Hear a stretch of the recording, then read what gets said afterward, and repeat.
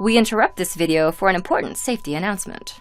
Looking directly at the sun, even during an eclipse, can cause permanent eye damage.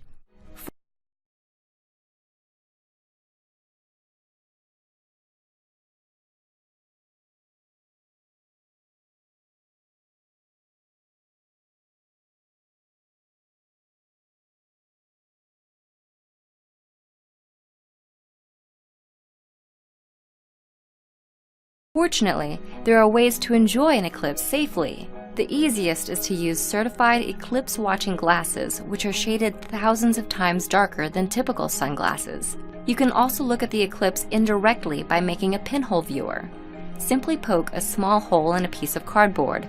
Hold the cardboard up to the sun, allowing the sun's image to be projected onto a flat surface.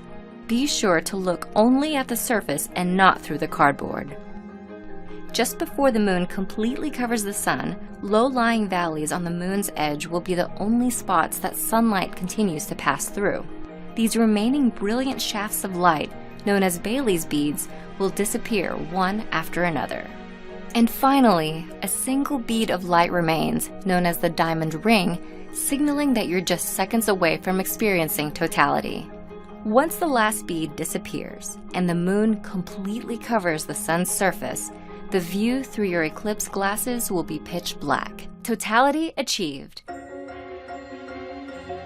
At this point, none of the sun's rays are reaching your eyes, and it's the only time that it's safe to take off your glasses. Remember to put your eclipse glasses back on before any of the sun's rays start to peek through again. Any sunlight reaching your eyes, even for a few seconds, can cause serious damage. While an eclipse can last a few hours, totality typically occurs for less than 3 minutes.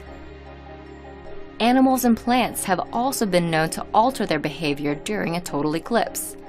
Songbirds may stop singing, crickets may start chirping, and flowers may even start to close up.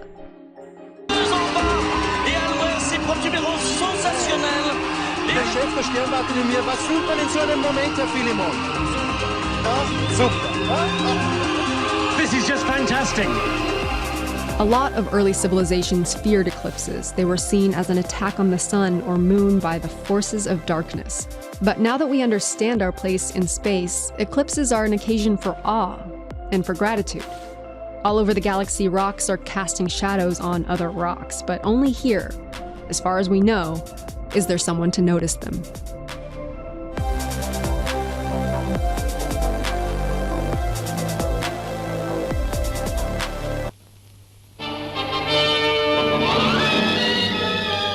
The recent eclipse of the sun was not only a more impressive spectacle in India than here at home, it was also regarded with considerable awe. In Delhi, hundreds of thousands of Hindus turned out to save the sun god from destruction. Many believed that the mythical but wicked god Rahu had the sun in his clutches, and only their own prayers and offerings could save the situation. A vast throng collected to bathe in the Jamna River, itself an act of devotion among Hindus, and they prayed that the sun might come out of its eclipse. Whether due to their exertions and piety or not, the sun eventually did shine forth again, and all was well.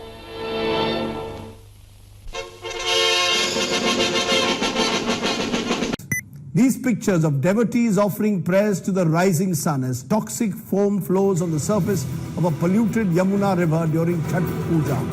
A harsh reminder of the times in which we live. Is this the face of our future? Think about it. We need a right to breathe. We need to fight for it.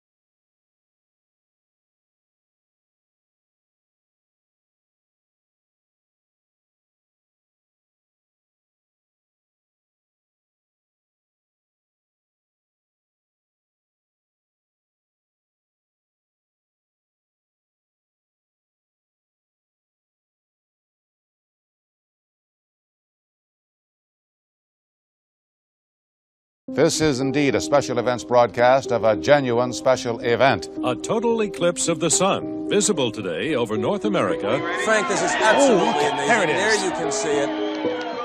Isn't that amazing? It was the last total eclipse of the sun for North America until the year 2017. The solar eclipse, an ABC News special, was brought to you by... On August 21st, there will be a total solar eclipse across the United States for the first time in 38 years. The total solar eclipse of 2017 is going to be epic. I've never seen a total solar eclipse, but I'm doing everything I can to travel to see this with my own eyes, and this is why. Oh my God! Look! You know why we have eclipses? Oh, sure. It's, You don't have to say another word. This is the Earth and the Moon to scale. If the Earth were this big, the Moon would be this big and this far apart. The Sun is 400 times the size of the Moon, but it's also 400 times further away. That trick of perspective is why they look the same size in the sky, and why during a total eclipse, the Moon covers the Sun perfectly. We have a moon that's just the right size and the right distance away to very neatly block out the sun. If the Moon orbited on the same plane as the Earth and Sun, eclipses would happen once a month. But the Moon orbits on a tilt. It's tipped a little more than 5 degrees. Because of this tilt, it lines up with the Sun very rarely. It's only when the three bodies are in a straight line that an eclipse can occur.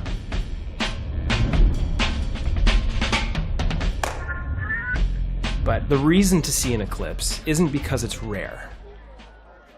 It's because of how it will make you feel.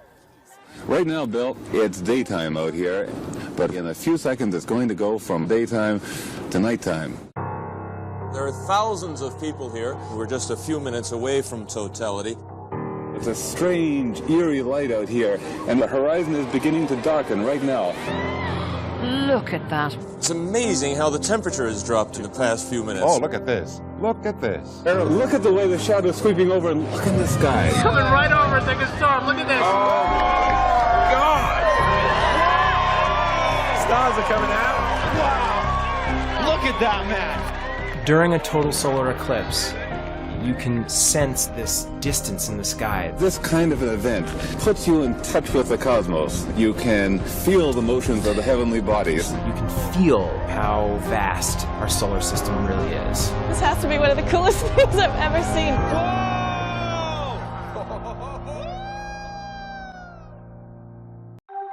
A solar eclipse happens when the moon's shadow falls somewhere on the surface of Earth, and a lunar eclipse is the opposite, when the Earth's shadow falls on the moon.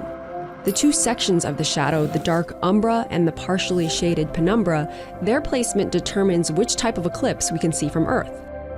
But not all eclipses are made equal. The most spectacular, the one for your bucket list, is a total eclipse of the sun.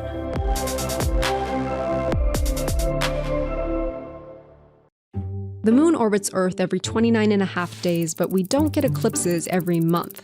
That's because the moon's orbit isn't in line with Earth's orbit. It's tilted about 5 degrees. That doesn't seem like much, but keep in mind that the scale of the model we're showing to you is way off. If the Earth and moon are this size, the distance between them should be around 10 feet. At this distance, 5 degrees is enough to keep the moon's shadow off of Earth and the Earth's shadow off the moon most months. So why do we ever get eclipses?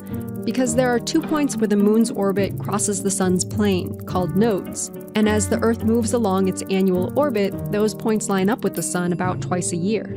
As the moon passes between the sun and Earth at that time, we get a solar eclipse. And when it's behind Earth at that time, we get a lunar eclipse.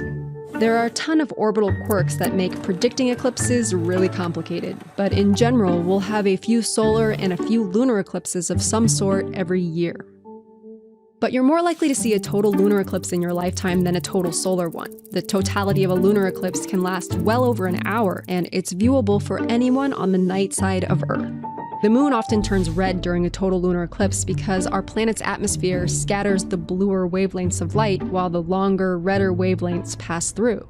Or to put it another way, a total lunar eclipse projects all of the world's sunsets and sunrises onto the moon.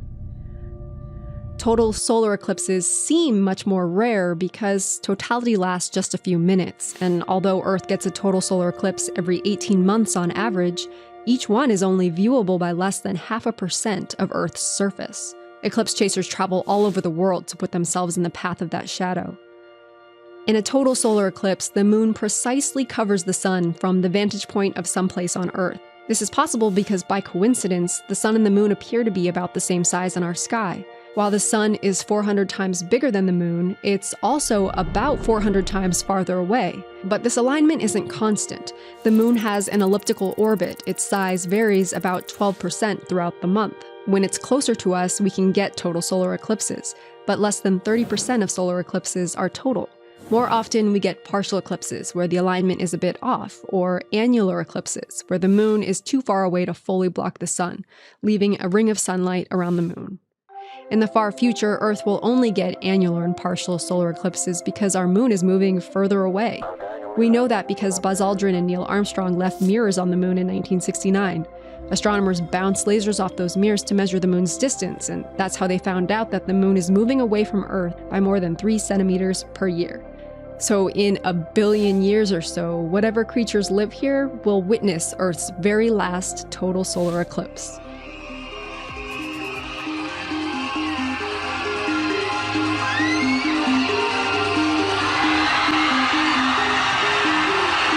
We can see on the radio on the screen a fantastic total solar eclipse taken from the pictures above the clouds. A total solar eclipse begins as a partial eclipse. You'll notice trees projecting the crescent sun and shadows becoming sharper than normal. The landscape darkens to a bluish gray, and you'll start to feel the temperature drop. From the west, the moon's shadow rushes towards you like a silent storm. Look up and you'll see the last sliver of the sun sparkling like a diamond ring before it's broken into a string of beads by the moon's rough terrain. Now you can see the pearly glow of the sun's corona and the pink and red light from the hydrogen gas of the chromosphere. Together, these make up the sun's outer atmosphere, and a total solar eclipse is the only occasion you have to lay eyes on it. This is totality, and if you get a chance to see it, you should.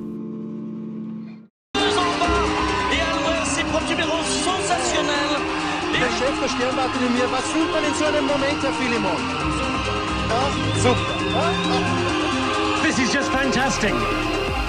A lot of early civilizations feared eclipses. They were seen as an attack on the sun or moon by the forces of darkness. But now that we understand our place in space, eclipses are an occasion for awe and for gratitude.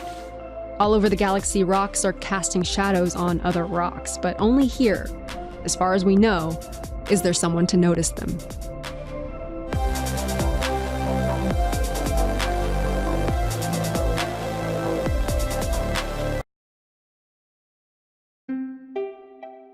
There are 2 celestial bodies that illuminate the sky above the Earth. The sun lights up the sky during the day, and the moon shines gently at night. Today's topic is the moon, the light that shines at night. The motion of the moon. Just like the Earth spins as it orbits the sun, the moon is also in constant motion. The moon also spins as it orbits the Earth. The motion of the moon affects what it looks like when it is observed from the Earth, as well as phenomena such as solar and lunar eclipses. The moon travels around the Earth counterclockwise, moving from west to east. This movement around the Earth is known as the orbit of the moon. The orbital period of the moon can be expressed in either sidereal or synodic months. 1 sidereal month is the time it takes for the moon to orbit the Earth once and return to the same position in the celestial sphere. A sidereal month is 27.3 days and represents the actual orbital period of the moon. 1 synodic month is the time it takes for the moon to go from new moon to new moon, or full moon to full moon. A synodic month is 29.5 days and is known as the lunar month. The reason a sidereal month and a synodic month are different in length is because as the moon orbits the Earth also orbits the sun in the same direction. The moon also rotates on its axis, from west to east. It takes the moon 27.3 days to rotate once. You may have noticed that this is the same duration as the sidereal orbital period. Synchronous rotation is the term used to refer to the fact that the moon's orbital period and rotational period are the same. Let's assume we are looking down from above at the moon orbiting the Earth.